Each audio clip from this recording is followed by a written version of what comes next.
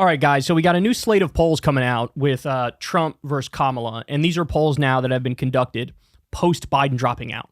And look, to put it simply, Kamala is surging massively, and Trump is sort of falling a little bit. Now, that's a big deal, right? Because Trump just got shot and then had his RNC speech, and in theory, you're supposed to get a massive bump from both of those things. When Reagan got shot, he got like a 22-point bump.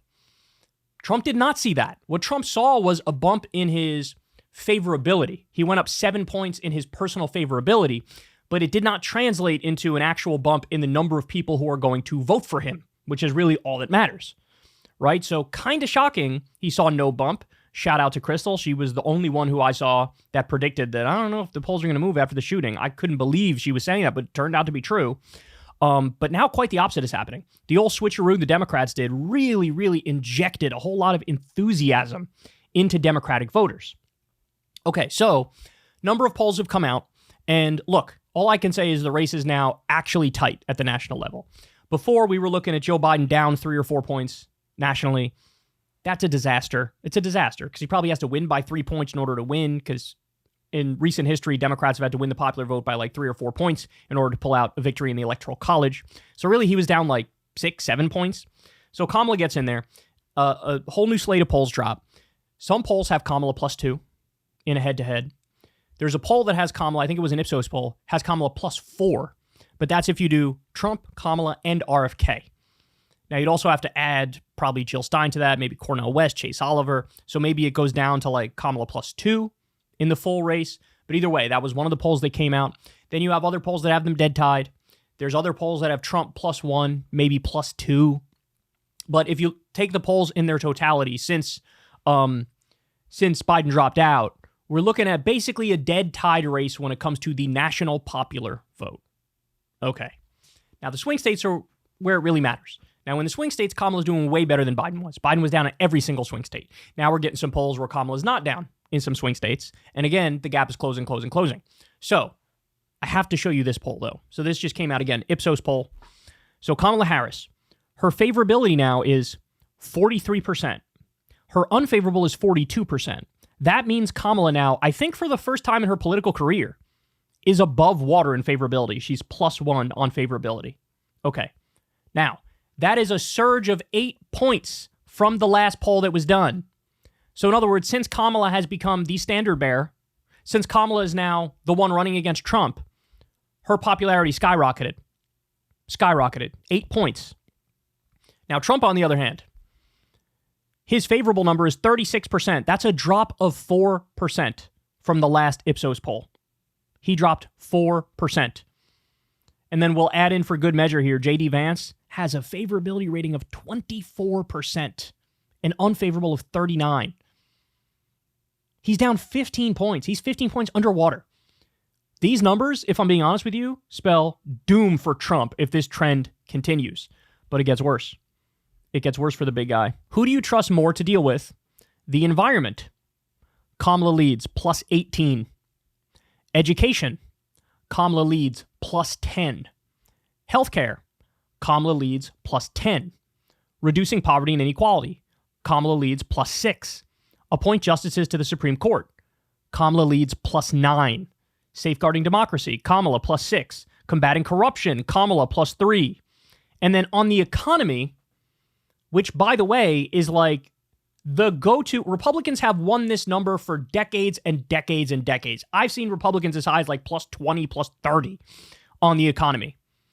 Now, Kamala and Trump are tied, dead tied, 48% each in terms of who the public trusts more with the economy. Again, Republicans always win that, except now.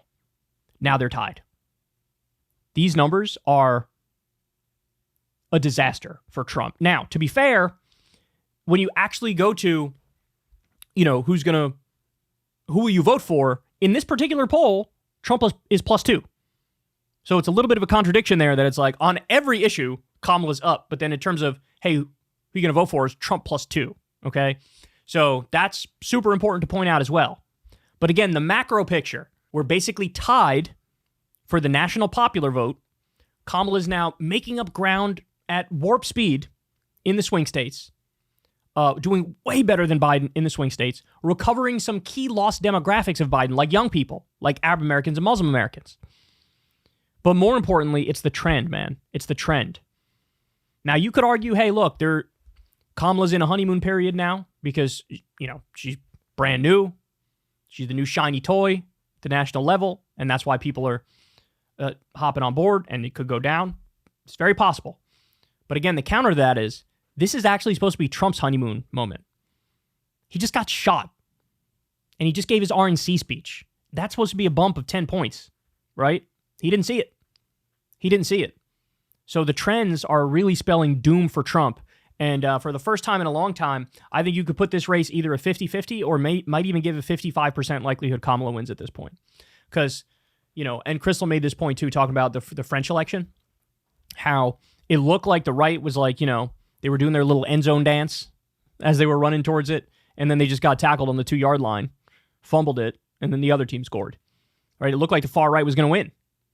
But they didn't. The center left and the far left in France came together, and they ended up winning. And it kind of is given those sort of vibes right now, isn't it? There's been a lot of elections worldwide that have swung in the direction of the left recently. It's kind of giving those vibes now.